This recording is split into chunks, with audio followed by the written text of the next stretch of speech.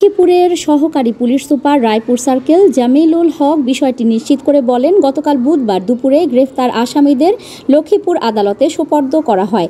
গ্রেফতারকৃতরা হলেন রায়পুর উপজেলা বিএনপির যুগ্ম আহ্বায়ক ইমাম হোসেন গাজী, উত্তর চরবংশী ইউনিয়ন কৃষক দলের সদস্য আবুল খায়ের গাজী, ইউনিয়ন যুবদলের সদস্য মোহাম্মদ সিদ্দিক আলী দেওয়ান, ইউনিয়নের 2 নম্বর ওয়ার্ড যুবদলের সাবেক সভাপতি সুলাইমান দেওয়ান, ওই ওয়ার্ড বিএনপির সাবেক সভাপতি মোহাম্মদ হানিফ দেওয়ান, 8 নম্বর ওয়ার্ড বিএনপির সাধারণ সম্পাদক মোহাম্মদ হারুন বকশী, সাবেক ছাত্রদল নেতা মোহাম্মদ শাহাদাত গাজী, বিএনপি কর্মী খালিদ গাজী, জাকির হোসেন, আব্দুল মান্নান গাজী, মোহাম্মদ নেসার উদ্দিন, মোহাম্মদ মিজান সর্দার, মোহাম্মদ খিজির ও তসলিম উদ্দিন। তারা উত্তর চরবংশী ইউনিয়নের বাসিন্দা।